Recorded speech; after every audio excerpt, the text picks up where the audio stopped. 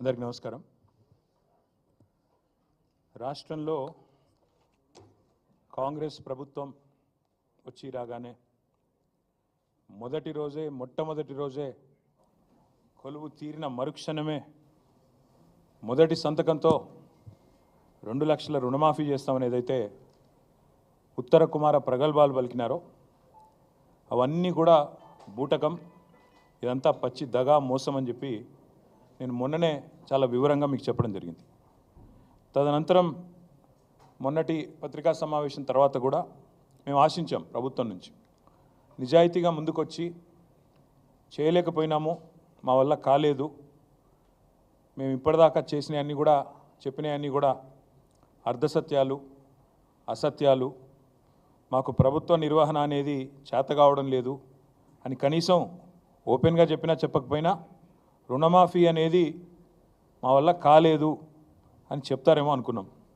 కానీ చాలా నీతిబాహ్యమైన రాజకీయాలు ఈరోజు కాంగ్రెస్ ప్రభుత్వం రేవంత్ రెడ్డి గారి నాయకత్వంలో చేస్తున్నది. రుణమాఫీ బూటకం, పచ్చి మోసం, దగా అని తెలిసిపోయింది. రుణమాఫీ కాదు, జరిగింది మాఫీ కాదు, పెట్టింది రైతుకు టోపీ అనేది చాలా స్పష్టంగా అందరికీ కూడా అర్థమైంది.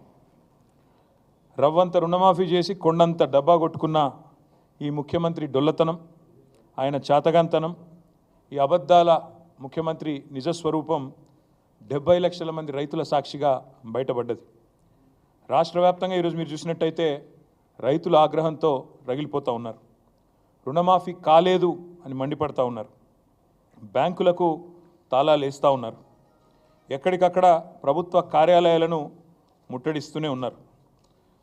మీరు ఒక్కసారి చూసినట్టయితే ఎట్లా జరుగుతూ ఉంది పరిస్థితి అంటే, ఇవాళ ముఖ్యమంత్రి ప్రభుత్వం వారు చెప్తున్న మాటనేమో ఇది వ్యవసాయ మంత్రి గారి స్టేట్మెంట్, తుమ్మల నాగేశ్వరరావు గారి స్టేట్మెంట్. ఇది 2 లక్షల రుణం మాఫీ చేశాం, ఇది వ్యవసాయ మంత్రి స్టేట్మెంట్, తుమ్మల నాగేశ్వరరావు గారి స్టేట్మెంటు. 2 లక్షల రుణం మాఫీ చేశాము. కానీ పత్రికల్లో కొన్ని పత్రికలు చాలా స్పష్టంగా రాశాయి, రుణం తీరలేదు.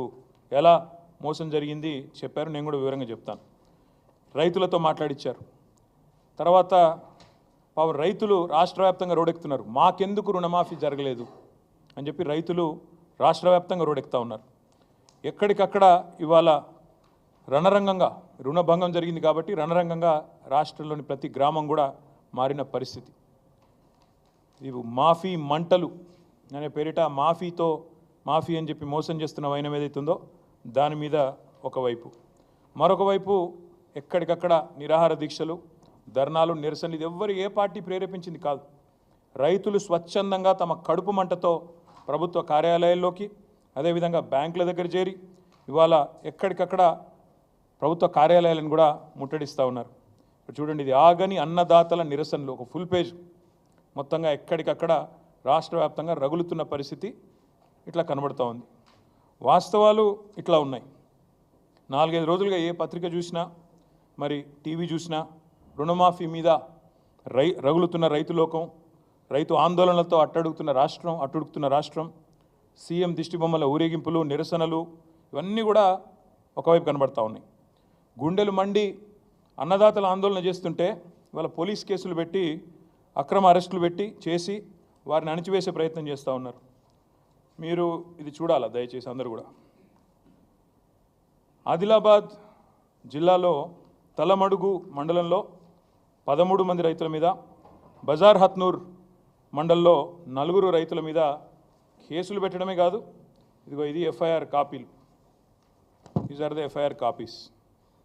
ఈ ఎఫ్ఐఆర్లు పెట్టి, కేసులు పెట్టి ఇవాళ రైతులను సాయంత్రం దాకా కూర్చోబెట్టి వాళ్ళ మీద జులుం చేసి ఈ రకంగా గంటలు వేధించి అటు ఇబ్బంది పెడుతున్నారు. ఏం సెక్షన్లు పెడుతున్నారు ఈ రైతుల మీద?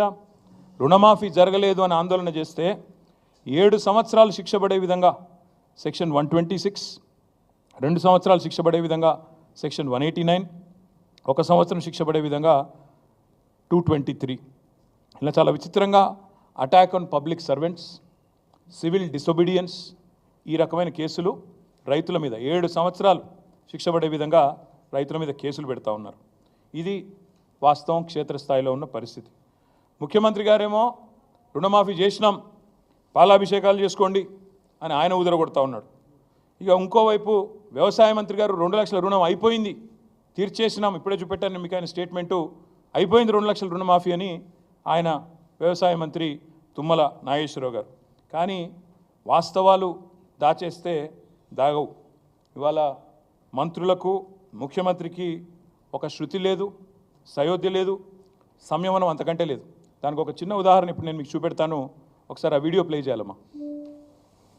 తిరగకంటే ముందే తెలంగాణ రాష్ట్రంలో ఉన్న లక్షలాది మంది రైతాంగానికి 2 లక్షల రూపాయల రుణమాఫీ, 31,000 కోట్ల రూపాయలను వారికి రుణ విముక్తులను చేసి బ్యాంకుల నుంచి వాళ్లకు స్వేచ్ఛను ప్రసాదించి నా తెలంగాణ రైతాంగం ఈనాడు తెలంగాణ రాష్ట్రంలో రుణ విముక్తులై స్వేచ్ఛా వాయువులు పీల్చుకునే విధంగా ఈనాడు కాంగ్రెస్ పార్టీ నిర్ణయం తీసుకున్నది. మిత్రులారా, కొన్ని ఏదైతే సాంకేతిక కారణాల వల్ల రుణమాఫీ జరగలేదు, వాళ్ళకి 100% మేము రుణమాఫీ 2 లక్షల రూపాయల వరకు చేస్తామని చెప్పి మనం హామీ ఇస్తున్నాం.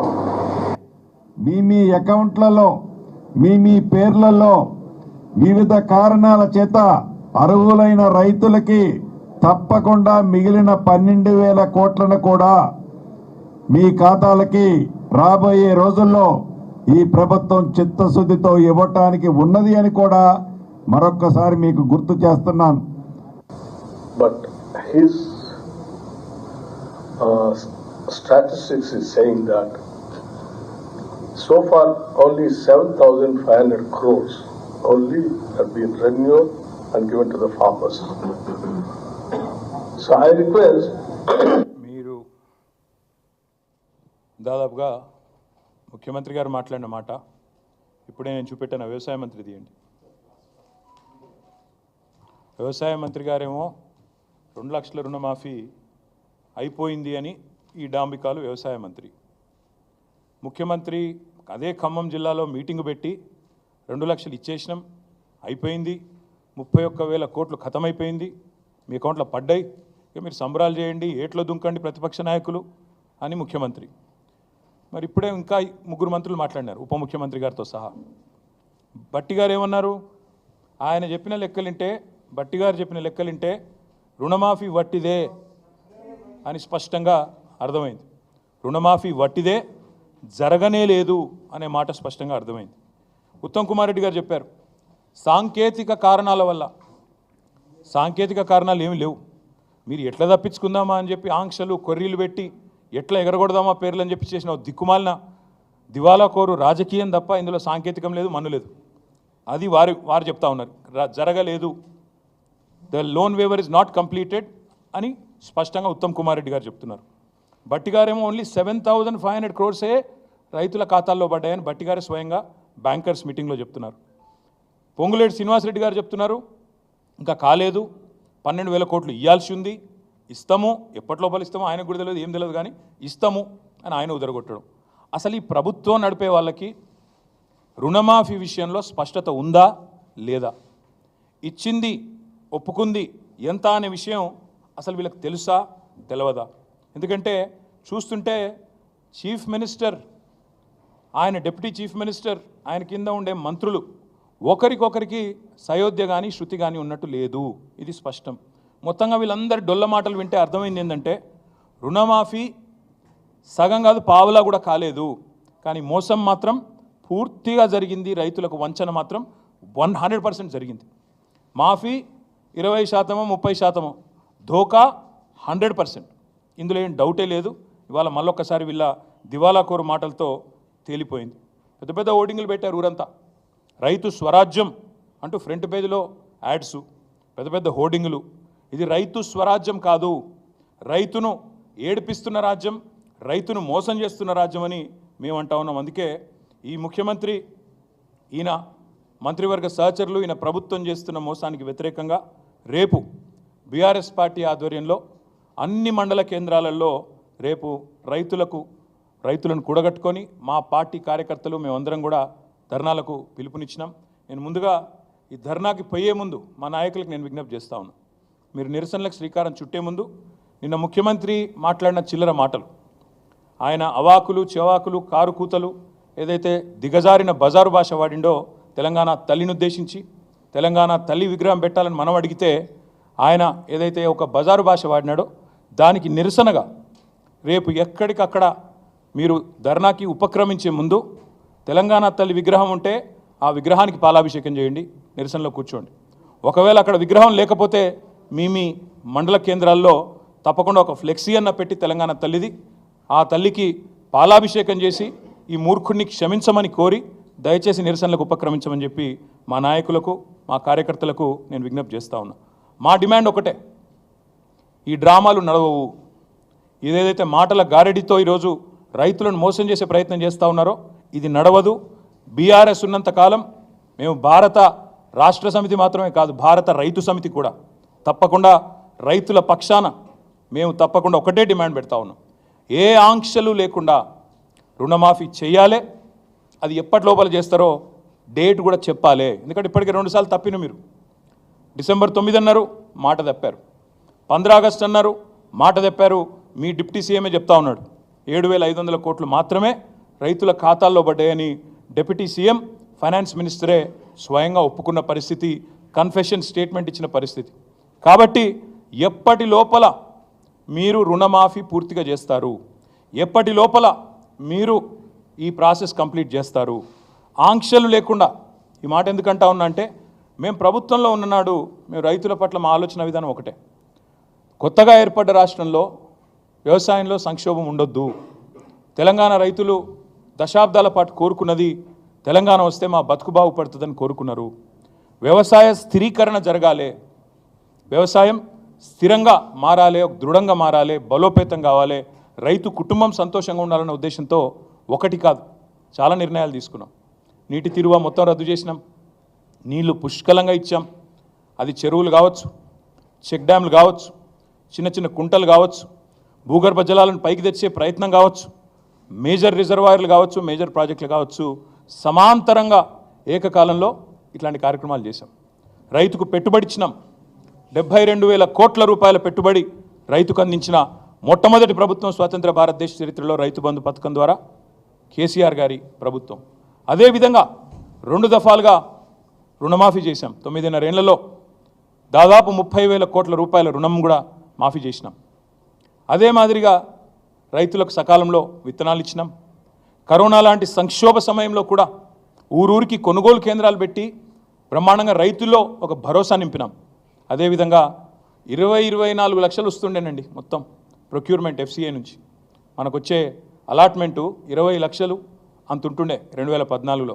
ఈరోజు అదే ఫుడ్ కార్పొరేషన్ ఆఫ్ ఇండియా మేము దిగిపోయే నాటికి దాదాపు 80-85 లక్షల అలాట్మెంట్ ఇచ్చే స్థాయికి తెలంగాణను తీసుకొచ్చింది కేసీఆర్ ప్రభుత్వం. మేము చెప్పడం కాదు, NCRB డేటా ప్రకారం, national crime records bureau data ప్రకారం భారతదేశంలోనే సూసైడ్స్, రైతుల ఆత్మహత్యలు ఎక్కడ తగ్గినాయి అంటే తెలంగాణ అని చెప్పి పార్లమెంట్లో కేంద్ర ప్రభుత్వమే స్వయంగా చెప్పిన పరిస్థితి, పత్రికలు రాసిన పరిస్థితి. This is what we have done.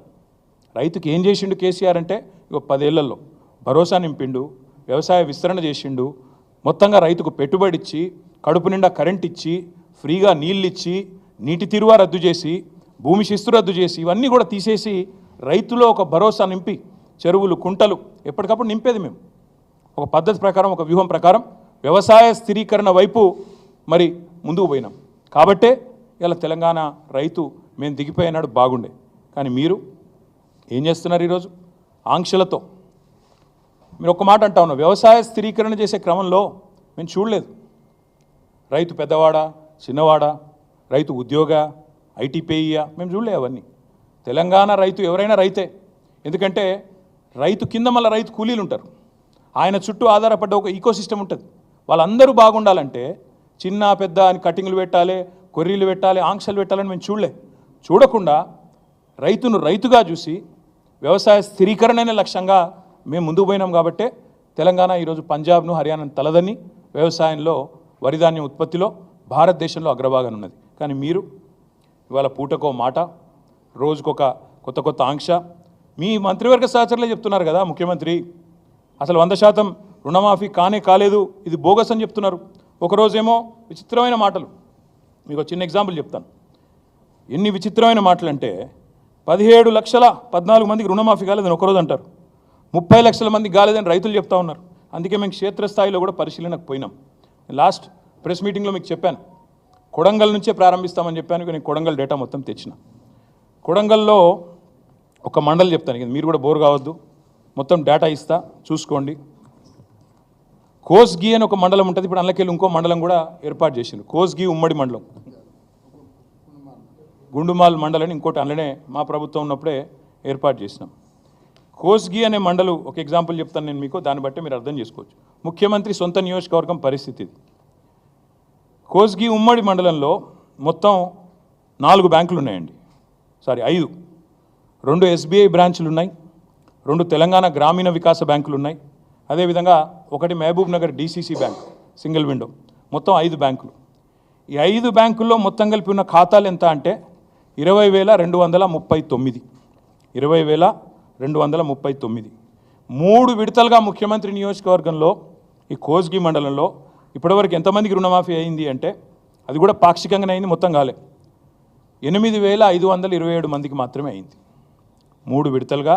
ఏదైతే ముఖ్యమంత్రి ఉదరగొడుతుండో ప్రచారం 100% అయిపోయింది, ఓడిచిపోయింది, ఇక పాలాభిషేకాలు, వెంటనే నాకు విగ్రహాలు పెట్టండి అని చెప్పి ఏదైతే మాట్లాడుతున్నాడో, మొత్తం జరిగింది ఎంత అంటే ముఖ్యమంత్రి సొంత నియోజకవర్గం కొడంగల్లోని కోస్గి మండలంలో 20,239 మందికి గాను 8,527 మందికి మాత్రమే అయింది. సరే, కొంతమందికి డౌట్లు ఎక్కువ కాబట్టి నేను పేర్లు కూడా చదివి వినిపిస్తాను.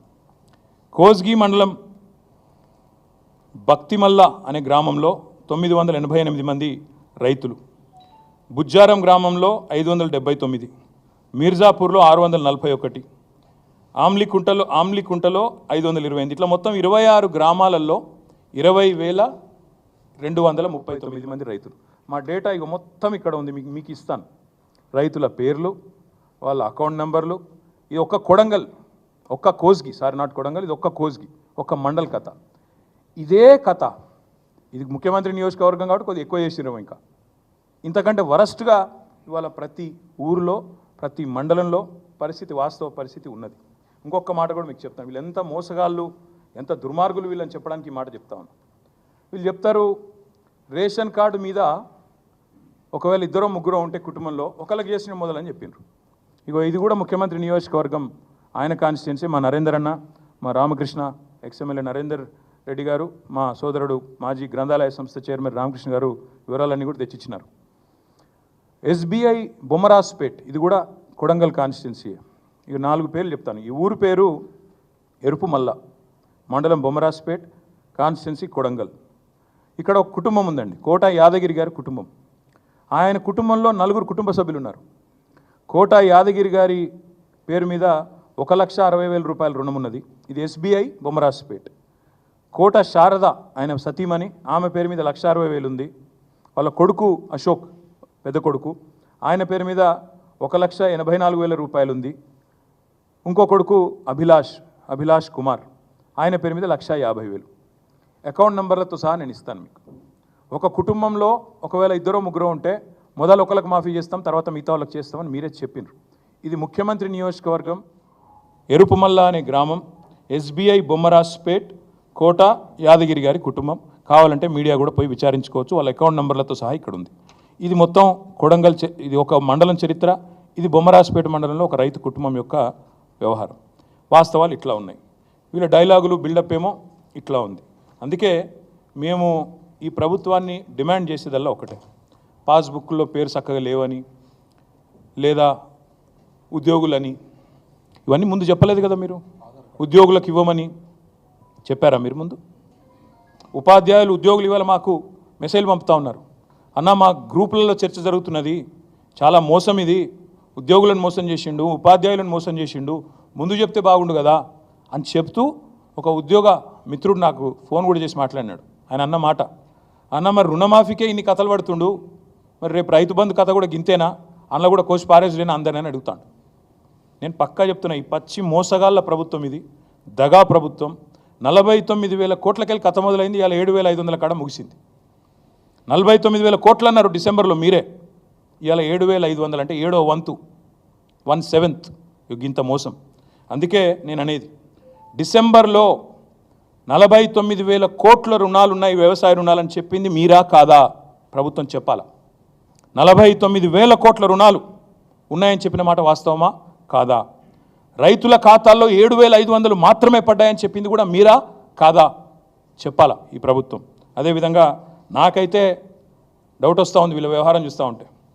చచ్చినోడి పెళ్ళికి వచ్చిందే కట్నం అన్నట్టు 7,500కే ముగించే చక్కర్లో ఉన్నట్టున్నారు వీళ్ళు చూస్తుంటే. 7,500కే పరిసమాప్తం చేయాలి. ఇక మనం చేసిన కాడికి అభిషేకాలు చేయించుకున్నాం, పాలాభిషేకాలు, ఇది కథ బంద్ చేస్తే ఒడిచిపోతుందని మీరు అనుకుంటున్నారు. కానీ రైతుల తరపున కొట్లాడడానికి బీఆర్ఎస్ పార్టీ ఉన్నది. తప్పకుండా ఈ కోతల రాయుడి ప్రభుత్వం ఏదైతే ఉందో, ఏవైతే కోతలు పెట్టుకుంటూ వస్తున్నారో చాలా జాగ్రత్త కోతలు పెడుతున్నారు. మీరు చూడండి, డిసెంబర్లో 49,000 కోట్లట, జనవరి వచ్చే వరకు అందులోకి 9,000 కోట్లు ఎగిరిపోయినాయి. ముఖ్యమంత్రి స్వయంగా చెప్తాడు, నేను కడుపు కట్టుకుంటే ఒక్క సంవత్సరం చాలు 40,000 కోట్లు ఇచ్చేస్తా. ఇది ముఖ్యమంత్రి మాట. అంటే 9,000 కోట్లు ఎగిరిపోయినాయి. మళ్ళీ తర్వాత పార్లమెంట్ ఎలక్షన్లు అయిపోయినాయి, డబ్బల ఓట్లు పడ్డాయి, మళ్ళా గొంతు మారింది. మళ్ళీ ఏమంటారు, క్యాబినెట్లో 31,000 కోట్లు చాలు, మళ్ళీ 9,000 కోట్లు ఎగిరిపోయింది. క్యాబినెట్లో 31,000 కోట్లు. తెల్లారి బడ్జెట్ పెట్టారు జూలై లాస్ట్ వీక్లో, అందులో 26,000 కోట్లే, 5,000 కోట్లు ఎగిరిపోయింది. మొన్న ఏం చెప్పినారు, 15th ఆగస్ట్కి 17,900 కోట్లు ఇచ్చినామన్నారు. అప్పుడు ఎంత ఎగిరిపోయింది 26లో? 8,000 కోట్లు ఎగిరిపోయింది. మళ్ళీ నిన్న బట్టి గారు సావు కబురు చల్లగా చెప్పిండ్రు, 17,900 కోట్లు ఎక్కడిది, ఇచ్చింది 7,500, 10,000 కోట్లు ఎగిరిపోయింది. ఎక్కడ 49, ఎక్కడ 40, ఎక్కడ 31, ఎక్కడ 26, ఎక్కడ మళ్ళీ 17,900, ఎక్కడ 7,500. ఇగో ఇది వీళ్ళ మోసాల పరంపర, వీళ్ళ కోతలు. అందుకే ఈ కోతల రాయుళ్ళ ప్రభుత్వాన్ని తప్పకుండా తూర్పారబడతాం, రైతుల తరపున ఖచ్చితంగా ఎండగడతాం. ఎవరైనా చీటింగ్ చేస్తే మనని వ్యక్తులుగా మనం పోయి పోలీస్ స్టేషన్లో చీటింగ్ కేసు పెడతాం. మరి లక్షలాది మంది రైతులను చీటింగ్ చేసిన ఈ ప్రభుత్వాన్ని ఏం చేయాలి? చీటింగ్ కేసు పెట్టాలా? ఏం చేయాలి? లక్షలాది మంది రైతులు ఆలోచించాలని చెప్పి నేను కోరుతా ఉన్నా. 4 కోట్ల మంది తెలంగాణ ప్రజల సాక్షిగా చెప్పేది, ఈ 70 లక్షల మంది రైతులను ఖచ్చితంగా ఈ ముఖ్యమంత్రి వెన్నుపోటు పొడిచిండు, మాయ మాటలతోని మభ్యపెట్టి తడిగుడ్డతో గొంతు కోసిండు. 100% నిజంగానే నువ్వు చెప్పినట్టు రుణమాఫీ చేసుంటే ఎందుకు తెలంగాణ ఇవాళ రైతుల నిరసనలతో అట్టుడుకుతా ఉంది? ఇక రైతుల నిరసనలు పెరిగంగానే ముఖ్యమంత్రి గారికి ఒక టాక్టిక్ అలవాటైంది బాగా, అటెన్షన్ డైవర్షన్ టాక్టిక్. ఏదో ఒకటి చిల్లర భాష మాట్లాడాలి, బజారు భాష మాట్లాడాలి, మాట్లాడి దానివైపు దృష్టి మలచాలి.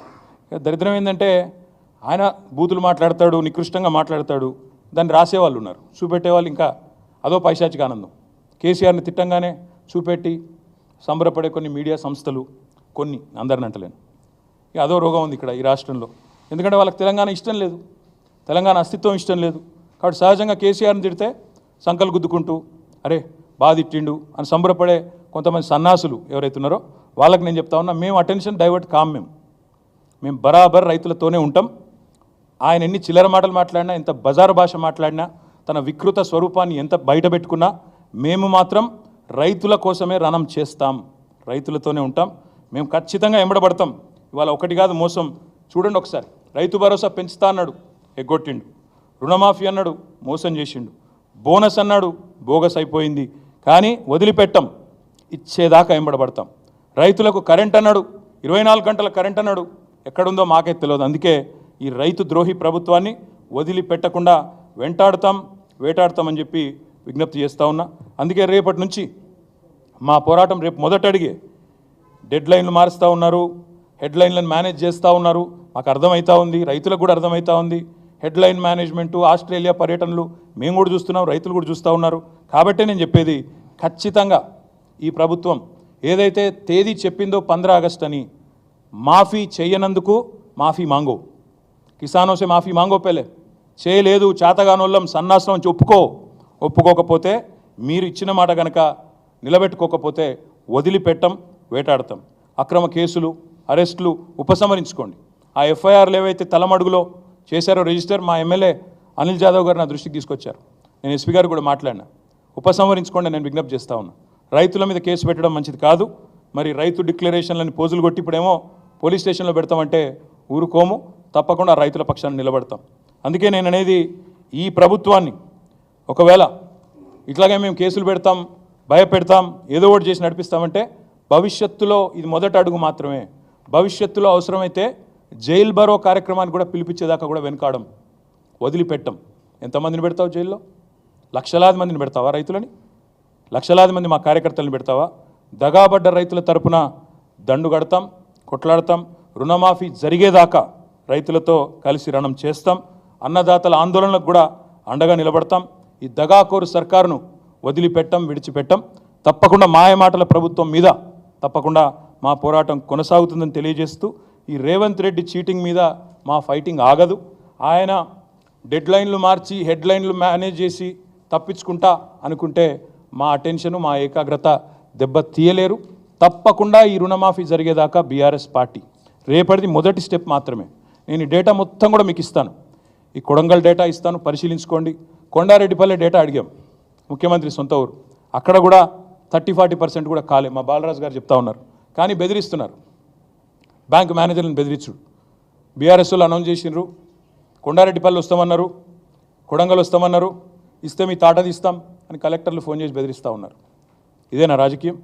అవసరమైతే మా బాలరాజు గారు నేను రిక్వెస్ట్ చేస్తూ ఉన్నా, రైట్ టు ఇన్ఫర్మేషన్ చట్టం ఉంది, సమాచార హక్కు చట్టం ఉంది. సమాచారం ఇవ్వడం అనేది, తప్పకుండా తీసుకోవడం అనేది మన హక్కు. బాలరాజు గారిని కోరుతా ఉన్నా, మీరు వ్యక్తిగతంగా మీరే అప్లై చేయండి ఆర్టీఐ కింద. ఎట్లా సమాచారం ఇవ్వరో మేము కూడా చూస్తాం. అవసరమైతే చీఫ్ సెక్రటరీని కూడా కలుస్తాం. కొండారెడ్డిపల్లిలో ఏమైంది, కొడంగల్లో ఏమైంది, రాష్ట్రంలో రైతులకు ఎంత అన్యాయం జరిగింది, ఇవన్నీ కూడా ఎక్స్పోజ్ చేస్తాం, బయట పెడతామని చెప్పి కూడా మళ్ళొకసారి తెలియజేస్తూ, రాష్ట్ర రైతన్నలకు నేను విజ్ఞప్తి చేస్తూ ఉన్నా, మీరు దయచేసి స్థైర్యం కోల్పోకండి. ఈ మోసగాళ్ళు ఏదైతే మిమ్మల్ని వంచిస్తూ ఉన్నారో, మీరు స్థైర్యం కోల్పోకుండా మీ తరపున పోరాటం చేయడానికి బీఆర్ఎస్ ఉన్నదనే మాట కూడా విజ్ఞప్తి చేస్తూ మీ అందరికీ ధన్యవాదాలు.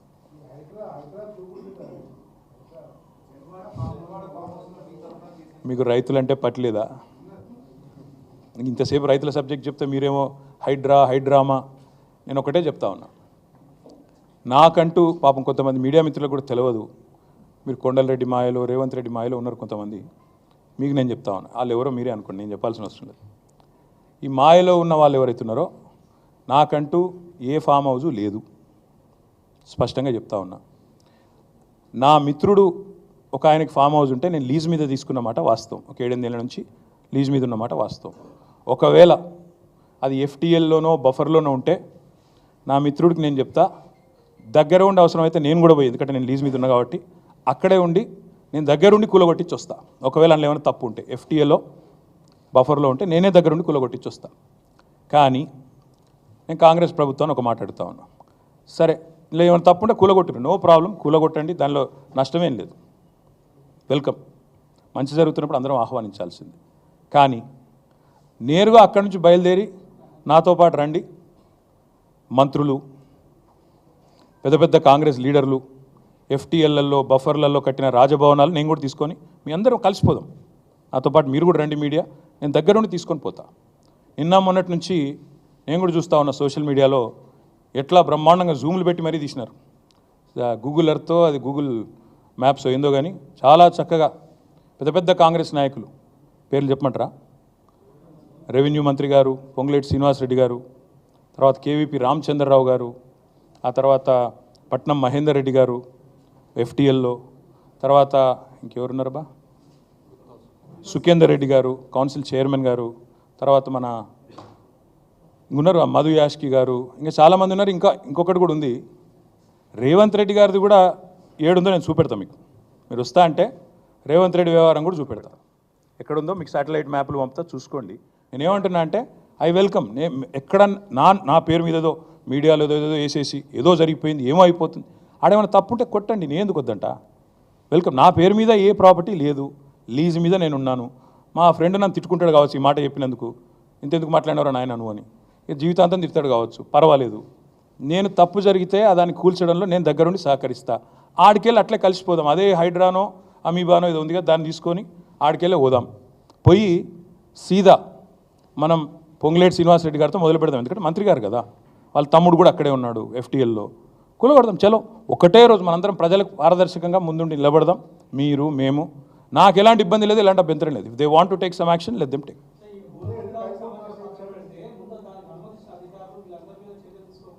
ప్రభుత్వంలో నేను లేను రాజు. సో మీరు పని చేయండి, అడగాల్సిన ప్రశ్న మీరు వేరే దిక్కు పెట్టాల్సింది నా మీద పెడుతున్నారు, మీరు అటు పెట్టండి. వాళ్ళు ఎవరి మీద యాక్షన్ తీసుకుంటారంటే నాకు అభ్యంతరం లేదు బ్రదర్. అధికారుల మీద తీసుకోమను, ఎవరెవరి మీద తీసుకోమను, నాకేం అభ్యంతరం లేదు. నేను అనేదల్లా ఒకటే, తప్పు నేను చేస్తే కూడా చర్య తీసుకోండి, తప్పు కాంగ్రెస్ వాళ్ళు చేస్తే కూడా అక్కడికి వెళ్ళి సీదా కాంగ్రెస్ వాళ్ళ కాడికి పోదాం. ఆడ మొత్తం ఆ చెరువు చుట్టూ FTL బఫర్లు ఏమేమవుతున్నాయో మొత్తం కొలగొడదాం. వెల్కమ్. ఓకే, ఇక ఈ సోది ఎందుకుకే కానీ బ్రదర్. ఇగో మీ పేరు బ్రదర్, ఏ ఛానల్? Very nice. అయితే V6 వివేక్ గారిది కూడా చక్కటి గెస్ట్ హౌస్, ఫామ్ హౌస్ నీళ్ళల్లోనే ఉంది. మీరు నేను V6 వివేక్ గారిని కూడా కొడతా ఉన్నా, V6 సంస్థను కూడా కొడతా ఉన్నా. దయచేసి మీ V6 వాళ్ళు వెళ్ళి 2 కెమెరాలు చక్కగా పెట్టి V6 వివేక్ గారు ఎట్లా కట్టారో అందులో అది కూడా తీయండి. దయచేసి ఎందుకంటే కూలగొట్టేటట్టు మరి మీరు దగ్గరుండి పెద్ద మనిషి కదా, ఎమ్మెల్యే గారు కదా, తప్పకుండా చేయాలి. నేను అనేదల్లా ఒకటే, ఖచ్చితంగా. సరే రేవంత్ రెడ్డి నువ్వు కాదు కదా, నీకు ఎందుకు టెన్షన్. కానీ నేను అనేదల్లా ఓకే థ్యాంక్ యూ, అంత ఆవేశపడకు. ఇంక కూలగొట్టట్లేదు, వివేక్ గది ఎట్లా కాపాడుకుంటాడు. కానీ నేను అనేదల్లా ఏంటంటే, నా అఫిడవిట్ ఏదైతే ఉందో ఇట్స్ పబ్లిక్ డాక్యుమెంట్. అఫిడవిట్లో ఏముందో ఆల్రెడీ పెట్టాను, నాకు దాచుకునేదేమీ లేదు. అఫిడవిట్లు ఉన్నాయి, చూసుకోండి. మీరు V6లు ఇంకా ఉన్నాయి కదా, చూసుకోండి. కానీ ఇవాళ సబ్జెక్టు నేను చెప్పిందేమో రేవంత్ రెడ్డి మోసము, కొడంగల్లు, బొమ్మరాజ్పేట, దౌలతాబాదు, అదేవిధంగా కోస్గిలో జరిగిన మోసము, రుణమాఫీలో ఆయన చేస్తున్న దగ. మీకు అది ఇంట్రెస్ట్ ఉన్నట్టు లేదు. నేను అందుకే చెప్తున్నా, తప్పు ఎవరు చేసినా చర్య తీసుకోండి. Let us start with ministers, let us go. Okay, thank you. నేను చెప్పినా తర్వాత మీ ఇష్టం. రేపు నేను చేవెళ్ళలో తొందరపడకు కవర్ చేసుకోక తొందరపడకు. చేవెళ్ళలో రేపు నేను పార్టిసిపేట్ చేస్తూ ఉన్నా. అదేవిధంగా సబితా ఇంద్రారెడ్డి గారు, నేను, స్వామి గౌడ్ గారు, మేమందరం కూడా రేపు చేవెళ్ళలో పార్టిసిపేట్ చేస్తూ ఉన్నాం.